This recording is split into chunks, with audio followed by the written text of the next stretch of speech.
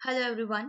Companies act 2013 में आज हम डिस्कस करेंगे what is the meaning of the word company. इस कंसेप्ट का ओरिजिन कैसे हुआ, what is the nature of the company, उसके कैरेक्टरिस्टिक फीचर्स क्या हैं, एंड इसके अंदर हम डिस्कस करेंगे सेपरेट लीगल एंटिटी का कंसेप्ट, जो कि बहुत ही इंपॉर्टेंट कैरेक्टरिस्टिक फीचर है कंपनी का। एंड इस कंसेप्ट के तहत हम डिस्कस करेंगे एक बहुत ही landmark case, Salomon versus Salomon. चलिए आगे बढ़ाते हैं अपने इस वीडियो को एंड इन सब चीजों को डिस्कस करते हैं one by one. Now origin of the word company. Company का जो ये शब्द है ये टू लैटिन वर्ड से डिराइव हुआ है, com and पैनिस। Com means together, together and पैनिस means bread. Now together तो समझ आता है कि बहुत सारे लोगों ने मिलकर एक साथ आकर कंपनी बना दी, बट ब्रेड का यहाँ पे क्या काम है? देखिए, पुराने टाइम में जो मर्चेंट्स थे वो फेस्टिव गैदरिंग्स ऑर्गेनाइज करते थे और इन फेस्टिव गैदरिंग्स का फायदा उठाकर वो लोग अपने बिजनेस मैटर्स को भी डिस्कस करते थे। लेकिन जैसे जैसे बिजनेस मोर कॉम्प्लिकेटेड होता गया, इन बिजनेस मैटर्स को इन छोटी फेस्टिव गैदरिंग्स पे डिस्कस करना मुश्किल हो गया, इसलिए कंपनी की जरूरत पड़ी। यानी कॉम और पेनिस को अगर हम मिलाकर देखें तो originally company refer to an association of persons who took their meal together, यानी जो लोग एक साथ मिलकर अपना खाना खाते थे या डिनर शेयर करते थे। सो कंपनी शब्द के आने से पहले या कंपनी के इस कंसेप्ट के आने से पहले क्या कोई और बिजनेस फॉर्म नहीं था? जी नहीं, ऐसा नहीं है। कंपनी के आने से पहले दो बहुत ही कॉमन मोड्स ऑफ बिजनेस थे, which is monopoly and partnership. देखिए, मोनोपोली के केस में क्या होता है, सिंगल पर्सन है, वही रन करता है, ठीक है, ही डिसाइड्स एवरीथिंग। बट इस फॉर्म ऑफ बिजनेस में बहुत ही ग्रेट रिस्क इन्वॉल्व है, क्योंकि सिंगल पर्सन है जिसने सारी कैपिटल लगानी है, सारा पैसा उसी ने लगाना है, सारा लॉस, सारा बर्डन भी उसी को बेयर करना पड़ेगा। लेकिन पार्टनरशिप के केस में, पार्टनरशिप जो दूसरा फॉर्म ऑफ बिजनेस था, पार्टनरशिप ज्यादा सूटेबल था लेकिन छोटे बिजनेसेस के लिए, क्योंकि यहाँ पे दो या दो से ज्यादा लोग जो है वो एक साथ आकर अपने फाइनेंसेस को लगाकर बिजनेस मैनेज करते थे, बिजनेस रन करते थे। लेकिन इसमें limited number of people he involve हो सकते थे। लेकिन इंडस्ट्रियल रेवोल्यूशन के आने के बाद, जैसे इंडस्ट्रियल रेवोल्यूशन 18th सेंचुरी में आया, बिजनेस एक्टिविटीज बहुत ज्यादा एक्सपैंड हो गई, different types of businesses were conducted, और इसके कारण ये दोनों devices, partnership and monopoly, they fail to fulfil the need of large scale businesses. जहां पे लार्ज स्केल पे बिजनेस कंडक्ट करने की जरूरत थी, वहां पे ये दोनों बिजनेसेस फेल हो गए। क्यों? क्योंकि इन लार्ज स्केल बिजनेसेस को कंडक्ट करने के लिए ज्यादा कैपिटल की जरूरत थी, जो ना कि मोनोपोली के केस में पॉसिबल था, और पार्टनरशिप के केस में भी लिमिटेड हद तक ही लोग कैपिटल इन्वेस्ट कर सकते थे। इसीलिए एक नए डिवाइस को बनाया and this device is known as company. अब हमने जैसे ओरिजिन समझ लिया है, अब इस कंसेप्ट के मीनिंग को समझते हैं। What is the meaning of the word company? देखिए, company denotes an association of like minded persons, यानी एसोसिएशन मींस अ ग्रुप, और एक जैसी समझ वाले लोग एक साथ आकर अपना बिजनेस कैरी ऑन करते हैं और उसके लिए वो कंपनी बनाते हैं। कंपनी एक बॉडी कॉर्पोरेट है, बॉडी कॉर्पोरेट है और एक लीगल पर्सन है जिसका स्टेटस और उसकी पर्सनैलिटी उसके मेंबर्स से अलग है। देखिए, बॉडी कॉर्पोरेट यहाँ पे बहुत ही इंपॉर्टेंट शब्द है। What is the meaning of the word body corporate? देखिए, कंपनी को हम बॉडी कॉर्पोरेट इसलिए कह रहे हैं क्योंकि जो लोग मिलकर कंपनी बना रहे हैं उनको लॉ के तहत एक सिंगल बॉडी में कन्वर्ट कर दिया जाता है, एंड दिस सिंगल बॉडी को हम कंपनी कह रहे हैं। और ये कैसे किया जाता है? By incorporating it according to the law and giving it a legal personality. तो हम एक ग्रुप ऑफ पीपल को एक सिंगल बॉडी कह रहे हैं, इस सिंगल बॉडी को हम कंपनी कह रहे हैं, और ये कैसे बनाई गई है? According to the law. So बहुत सारे लोग जब एक साथ आकर एक सिंगल बॉडी बन जाते हैं एंड दे इनकॉर्पोरेट देमसेल्व्स, अपने आप को रजिस्टर कराते हैं लॉ के तहत, जो भी एग्जिस्टिंग लॉ है, तब वो कंपनी कहलाते हैं, और इस कंपनी को लॉ के तहत एक लीगल पर्सनैलिटी दी जाती है। देखिए, लीगल पर्सनैलिटी के कंसेप्ट को हम आगे डिटेल में डिस्कस करेंगे।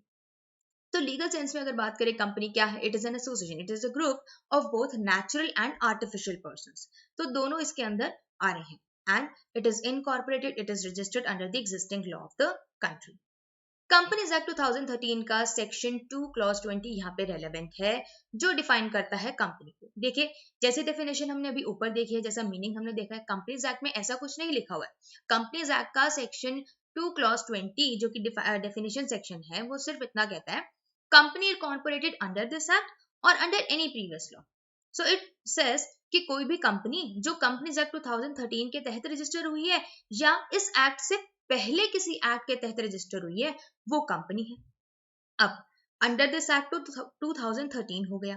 प्रीवियस लॉ का क्या मतलब है यहाँ पे? देखिए, कंपनीज एक्ट 2013 के आने से पहले भी इंडिया के अंदर एक एक्ट था जो था कंपनीज एक्ट 1956, और कंपनीज एक्ट 1956 के तहत company formed and registered under this act और एन एग्जिस्टिंग कंपनी। तो 1956 वाले एक्ट ने ये डेफिनेशन दी है कि 1956 वाले एक्ट के अंदर जो कंपनी रजिस्टर्ड है वो कंपनी है इनके हिसाब से, और एन एग्जिस्टिंग कंपनी। अब इस एग्जिस्टिंग कंपनी का मतलब क्या हुआ? Existing company means company formed and registered under any of the previous law. फिर से ये रेफर बैक करने को कह रहे हैं। अब 1913 से पहले तो 1956 का एक्ट था, सॉरी 2013 से पहले 1956 का एक्ट था, और 1956 से पहले भी एक एक्ट था जो कंपनीज को गवर्न करता था, रेगुलेट करता था, and that was companies act 1913, जो कि ब्रिटिश रूल के टाइम एनैक्ट किया गया था, and it remained in force till the passing of 1956 act. So कोई भी कंपनी जो 1956 के एक्ट से पहले भी बनी हुई है उसको भी कंपनी का दर्जा 1956 एक्ट के तहत दिया गया। So all previous companies, old companies registered under the old act and under this existing 1956 act were given the meaning of company. अब हमने मीनिंग समझ लिया, इसका नेचर देख लेते हैं। What is the nature of the company? देखिए, company is a creation of law, इसे लॉ के तहत बनाया गया है। It is not a human being, artificial person है जिसको लॉ ने क्रिएट किया है। बस जैसे एक नेचुरल पर्सन को कुछ राइट्स, ड्यूटीज, पावर्स होती हैं लॉ के तहत, हमने इस आर्टिफिशियल पर्सन को भी राइट्स, ड्यूटीज एंड पावर्स दे दी। तो हम ये कह सकते हैं कि कंपनी एक एसोसिएशन ऑफ मेनी पर्संस है जो लोग अपना मनी कंट्रीब्यूट करते हैं। सभी लोग अपना पैसा डालते हैं एक कॉमन स्टॉक के अंदर, और फिर उसे यूज करते हैं बिजनेस या ट्रेड कंडक्ट करने के लिए, और उस बिजनेस से जो भी प्रॉफिट या लॉस आएगा वो सभी आपस में शेयर करेंगे। अब ये जो कॉमन स्टॉक है जिसमें सभी लोगों ने अपना पैसा डाला है, इस कॉमन स्टॉक या कॉमन पूल को हम कह रहे हैं कैपिटल ऑफ द कंपनी। और जो लोग मिलकर ये कंपनी बना रहे हैं, मिलकर ये पैसा पूल कर रहे हैं, कॉमन स्टॉक में डाल रहे हैं, इन सब लोगों को हम कहते हैं मेंबर्स ऑफ द कंपनी। लेकिन शेयर क्या हुआ? अब हर मेंबर ने जितना प्रोपोर्शन, जितना हिस्सा कैपिटल का कंपनी के अंदर डाला, वो उस मेंबर का शेयर हो गया। देखिए, बहुत इंपॉर्टेंट कंसेप्ट है कैपिटल को समझना, मेंबर्स को समझना, शेयर को समझना, to understand the companies act better. So अभी हमने समझ ली है, तो अब हम देखते हैं कैरेक्टरिस्टिक्स क्या है कंपनी के। हम यहाँ पे सारे मेजर कैरेक्टरिस्टिक्स जो है कंपनी के, उनको वन बाय वन देखेंगे। सबसे पहला है सेपरेट लीगल एंटिटी या corporate personality. Separate legal entity means company की जो एंटिटी है उसकी आइडेंटिटी जो है उसके मेंबर से अलग है। Company exist independent of its members. इस कंसेप्ट को हम आगे डिटेल में बताएंगे। नेक्स्ट देखते हैं लिमिटेड लायबिलिटी। देखिए, पार्टनरशिप के केस में तो अनलिमिटेड लायबिलिटी होती है, यानी पार्टनर्स जब बिजनेस रन करते हैं और अगर बिजनेस में कोई लॉसेस हुए या बिजनेस में उनको डेट ज्यादा इनकर करने पड़े और बिजनेस जो है अब लिक्विडेट हो रहा है, तो जो पार्टनर्स हैं उनको अपनी पर्सनल एसेट्स भी बेचनी पड़ सकती हैं कर्ज को चुकाने के लिए। लेकिन कंपनी के केस में ऐसा नहीं है। कंपनी के जो मेंबर्स हैं उनकी लायबिलिटी लिमिटेड है। Limited to what? Limited to the amount of capital they have invested in the company, यानी जिस पर्सन का जितना शेयर है उतना ही उसे पे करना पड़ेगा, उससे ज्यादा नहीं। और पर्सनल एसेट्स तो बिल्कुल भी यूज नहीं की जाएंगी कंपनी के डेट्स को पे करने के लिए। Next is perpetual succession. देखिए, perpetual means forever, succession means आगे बढ़। परपेचुअल सक्सेशन को अगर मुझे बताना हो, so I would quote one line, members में कम, मेंबर्स में go, but the company goes on forever. Members आए, मेंबर्स जाएं, बट कंपनी हमेशा चलती रहेगी। Perpetual succession means a company cannot, company goes on forever. Separate property. Separate property means company की जो property है वो उसके मेंबर्स की नहीं होगी, वो कंपनी की ही होगी, चाहे मेंबर्स ही प्रॉपर्टी खरीदे कंपनी के लिए या, लेकिन कंपनी की जो प्रॉपर्टी है वो उसके मेंबर से अलग है। Next is common seal. Common seal का मतलब है कंपनी का एक official signature.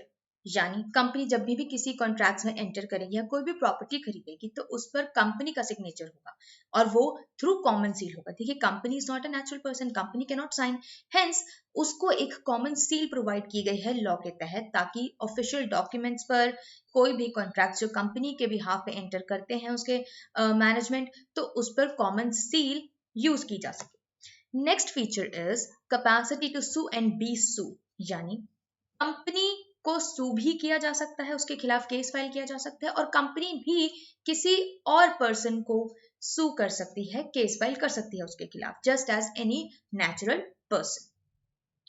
Next feature is transferability of shares, यानी कंपनी के जो शेयर्स है वो ट्रांसफर किए जा सकते हैं। देखिए, जो शेयर होल्डर्स होते हैं they can easily transfer their shares to any other person. Next is contractual rights. Company जब भी किसी कॉन्ट्रैक्ट्स में एंटर करेगी तो कॉन्ट्रैक्ट्स के तहत जो भी राइट्स या लायबिलिटीज होंगी वो सारे राइट्स और लायबिलिटीज कंपनी को भी मिलेंगे। सेपरेट मैनेजमेंट का मतलब है कंपनी को रन करने वाली एक सेपरेट मैनेजमेंट बनाई जाती है शेयर होल्डर्स द्वारा या मेंबर्स द्वारा, जो कंपनी को रन करते हैं, उसके बिजनेस कंडक्ट करते हैं, सारे अफेयर्स को मैनेज करते हैं। And this is generally known as the board of director, जिसमें managing director, directors and managers, general manager, ये सभी लोग आ जाते हैं। सो सेपरेट मैनेजमेंट है, कंपनी के मैनेजमेंट और उसके ओनर्स जो है वो अलग है। Next is voluntary association for profit. देखिए, कंपनी एक वॉलंटरी एसोसिएशन है। Association means a group of people, और वॉलंटरी है कि वो लोग खुद अपनी मर्जी से एक साथ आए हैं बिजनेस रन करने के लिए फॉर प्रॉफिट, यानी प्रॉफिट अर्न करने के लिए वो एक एसोसिएशन को रन कर रहे हैं। Next is limitation of action. Limitation of action का मीनिंग है कि कंपनी का एक चार्टर बना दिया जाता है। देखिए, जब कंपनी इनकॉर्पोरेट होती है तो कंपनी के दो इंपॉर्टेंट डॉक्यूमेंट्स होते हैं, memorandum of association and articles of association. तो मेमोरेंडम ऑफ एसोसिएशन जो है वो कंपनी का ऑफिशियल डॉक्यूमेंट है, चार्टर है, वो कॉन्स्टिट्यूशन है एक तरह से कंपनी का, जो ये बताता है कि कंपनी के पास क्या पावर्स हैं, कितनी कैपिटल होगी कंपनी की, कंपनी का नेम क्या होगा, कंपनी क्या कर सकती है, क्या नहीं कर सकती है। तो वो कंपनी की पावर्स को फिक्स करता है, लिमिट करता है, डिफाइन करता है, और कंपनी अपने मेमोरेंडम से बाहर जाकर कोई भी ऐसा एक्ट नहीं कर सकती। This is what is meant by limitation of action. Lastly, termination of existence. देखिए, हमने कहा कि कंपनी जो है वो एक आर्टिफिशियल पर्सन है, तो उसकी नेचुरल डेथ तो हो नहीं सकती, तो टर्मिनेशन ऑफ एग्जिस्टेंस कैसे होगी, उसकी एग्जिस्टेंस जो है वो खत्म कैसे होगी। देखिए, टर्मिनेशन ऑफ एग्जिस्टेंस के लिए कंपनीज एक्ट के अंदर एक वाइंडिंग अप का कंसेप्ट दिया गया है, यानी कंपनी जो है वो वाइंड अप होगी, उसके जो अफेयर्स हैं वो वाउंड अप होंगे, और ये लिक्विडेशन के थ्रू या लिक्विडेटर अपॉइंट किया जाता है जो कंपनी को वाइंड अप करता है। तो कंपनी की जो एग्जिस्टेंस है वो टर्मिनेट होती है थ्रू वाइंडिंग अप। चलिए, अब जो सबसे पहला फीचर है and very important, which is corporate personality या सेपरेट लीगल एंटिटी, इसको डिस्कस करते हैं। देखिए, जब कंपनी इनकॉर्पोरेट होती है तो वो एक इंडिपेंडेंट एंटिटी बन जाती है, उसकी जो आइडेंटिटी है, उसकी जो एंटिटी है वो उसके शेयर होल्डर से, उसके मेंबर से अलग है। कंपनी की एक अपनी लीगल पर्सनैलिटी है। तो सेपरेट लीगल एंटिटी का मतलब कि कंपनी का एक अपना नेम है, उसकी एक अपनी सील है, एक अपनी कॉमन सील है, और उसकी एसेट्स जो हैं वो अलग हैं। यानी कंपनी के नाम पर अगर मेंबर्स कोई एसेट्स खरीदते हैं तो वो मेंबर्स की नहीं है, वो कंपनी की है। Members are not the owners of those assets. So company की एसेट्स कंपनी की अपनी है। कंपनी डिफरेंट पर्सन बन जाती है इनकॉर्पोरेशन के बाद from the members who compose it.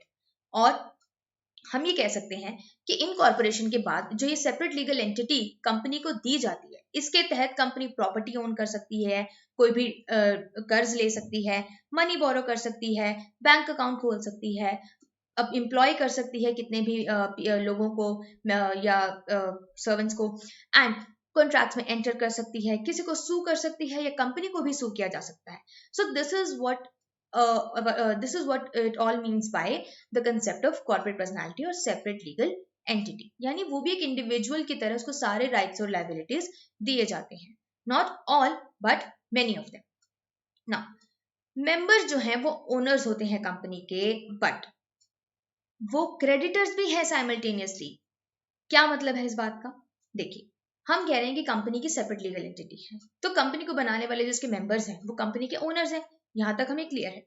लेकिन हम ये कह रहे हैं कि कंपनी के जो मेंबर्स हैं, कंपनी के जो ओनर्स हैं, वो साथ ही साथ उसके क्रेडिटर्स भी हो सकते हैं। अब ये कैसे पॉसिबल है? ये ऐसे पॉसिबल है क्योंकि कंपनी एक अलग एंटिटी है, उसके मेंबर्स ओनर्स की कैपेसिटी में तो कंपनी के ओनर्स हैं, लेकिन वो कंपनी से कर्ज भी ले सकते हैं क्योंकि कंपनी एक डिफरेंट पर्सन है। और जब वो ऐसा करते हैं तो वो मेंबर्स भी हैं कंपनी के in a different capacity and creditors भी हैं कंपनी के in another capacity. So this is what is all meant by corporate personality.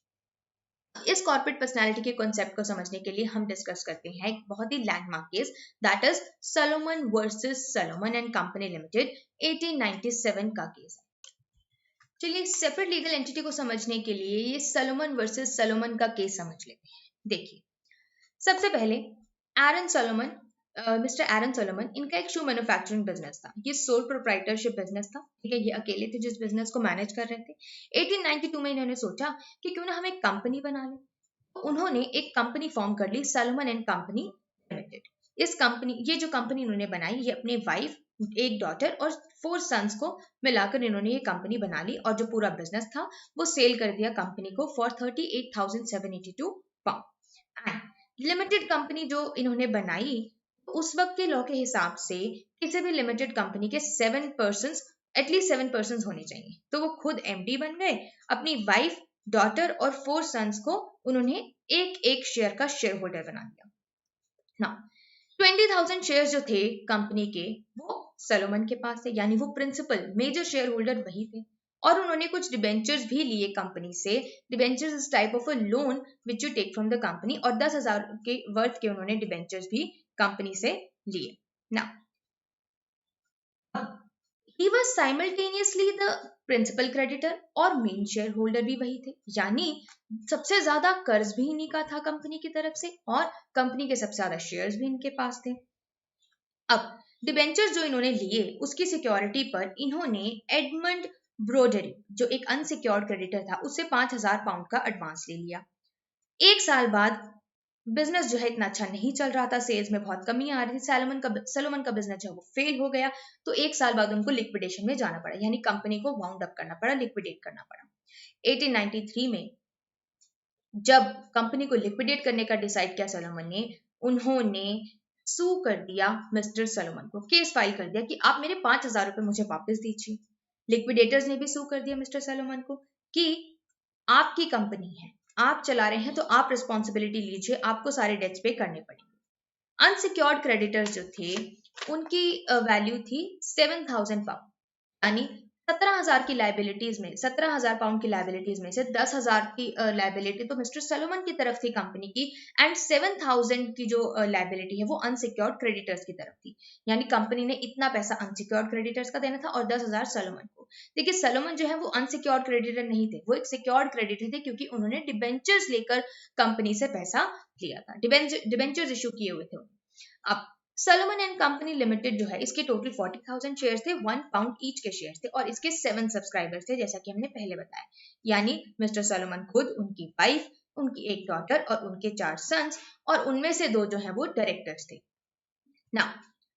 Question जो कोर्ट के सामने था वो ये था कि पहले किसे पैसा दिया जाएगा। देखिए, जो अनसिक्योर्ड क्रेडिटर्स हैं वो ये आर्ग्यूमेंट दे रहे थे कि एक ही फैमिली है जो सारा बिजनेस रन कर रही है, एक ही फैमिली है जो सारा बिजनेस रन कर रही है, बिजनेस मैनेज कर रही है, एडमिनिस्टर कर रही है, और शेयर होल्डर्स भी वही हैं कंपनी के। सो ये जो बाकी सब्सक्राइबर्स हैं, उसकी वाइफ, उनकी डॉटर और उनके 4 सन्स, इनको तो सिंगल शेयर में तो ये सिर्फ नाम के हैं। मिस्टर सलोमन है वही सारा बिजनेस रन कर रहे हैं, तो he should be held liable, उनको पे करना चाहिए। तो दूसरा सवाल यही था कोर्ट के सामने कि क्या सलोमन खुद पर्सनली लायबल होंगे। तो ये 2 क्वेश्चंस कोर्ट के सामने थे जो उनको डिसाइड करने थे कि सबसे पहला तो किसे पहले पे करना है, उस अनसिक्योर्ड क्रेडिटर को, एडमंड ब्रॉडरिक को, या सलोमन को जो कि एक सिक्योर्ड क्रेडिटर है। तो किसको प्रायोरिटी दी जाएगी, किसके डेट को प्रायोरिटी दी जाएगी। एंड सेकेंडली, क्या सलोमन को पर्सनली लायबल कर सकते हैं हम उस डेट के लिए। सो इन क्वेश्चंस को डिसाइड करते हुए कोर्ट ने अपना डिसीजन दिया। सबसे पहले केस जब लोअर कोर्ट में गया तो लोअर कोर्ट ने तो इस केस को सलोमन के खिलाफ डिसाइड किया और उनको पर्सनली लायबल किया कि आप ये 1 मैन शो आप चला रहे हैं। सलोमन और जो कंपनी है उनकी कोई इंडिपेंडेंट एग्जिस्टेंस तो है नहीं, कंपनी के मेजर शेयर होल्डर भी आप हो, क्रेडिटर भी आप हो, बिजनेस भी आप ही रन कर रहे हो, ठीक है। तो वन मैन शो है तो you will be held personally liable, कि कंपनी वाली तो बात ही नहीं है कोई। तो लोअर कोर्ट ने तो ये डिसीजन दिया। लेकिन जब अपील में ये केस गया हाउस ऑफ लॉर्ड्स के पास, तो उन्होंने लोअर कोर्ट की इस रूलिंग को रिवर्स कर दिया, नलीफाई कर दिया, और उन्होंने ये हेल्ड किया कि सलोमन एंड कंपनी एक रियल कंपनी है। It satisfies all the characteristics of a company. जब कुछ लोग मिलकर एक कंपनी को इनकॉर्पोरेट करते हैं for the purpose of running business, तो उसके पास एक सेपरेट लीगल एग्जिस्टेंस आ जाती है फ्रॉम इट्स मेंबर्स। कोर्ट ने कहा ये समझना मुश्किल है कि जस्ट बिकॉज एक बॉडी कॉर्पोरेट को बना दिया किसी लॉ के तहत, तो अगर आपने एक बॉडी कॉर्पोरेट बना दिया तो वो अपनी इंडिविजुअलिटी लूज कर जाएगा। यानी जस्ट बिकॉज एक पर्सन को ही सारी कैपिटल वही हेल्ड कर रहा है कंपनी की, क्या ऐसा करने से कंपनी की अपनी कोई एग्जिस्टेंस नहीं रहेगी? कोर्ट ने बोला ऐसा नहीं है। कंपनी एक डिफरेंट पर्सन है लॉ में ऑल टुगेदर, उसके सब्सक्राइबर्स से बिल्कुल अलग पर्सन है वो। और ऐसा हो सकता है कि इनकॉर्पोरेशन के बाद जो बिजनेस है वो वही लोग चला रहे हो जो पहले चला रहे थे। For example in this case Salomon पहले सोल प्रोप्राइटर थे और कंपनी उन्होंने बना ली अपने वाइफ, डॉटर और सन्स के साथ मिलकर, लेकिन बिजनेस अभी भी वही चला रहे थे, सारा मैनेज वही कर रहे थे, सेम पर्सन ही मैनेजर्स हैं और सेम ही लोग जो है वो प्रॉफिट्स रिसीव कर रहे हैं जो पहले भी रिसीव कर रहे थे। तो अगर ऐसा होता है तो सिर्फ इस कारण से कंपनी जो है वो अपनी इंडिविजुअलिटी लूज नहीं करेगी, वो फिर भी एक बॉडी कॉर्पोरेट रहेगी लॉ के तहत जो वैलिडली बनाई गई है, और कंपनी उन लोगों की एजेंट या ट्रस्टी नहीं बन जाती, उसकी एग्जिस्टेंस उन लोगों से अलग है। आई होप आपको ये सलोमन वर्सेस सलोमन का केस समझ आया हो और इसके साथ ही सेपरेट लीगल एंटिटी का कंसेप्ट आपको समझ आया होगा। Thank you so much for watching this video and आगे भी हम आपके साथ इस टॉपिक को डिस्कस करेंगे इन डिटेल, फर्दर जो फीचर्स हैं उनको देखेंगे। Thank you.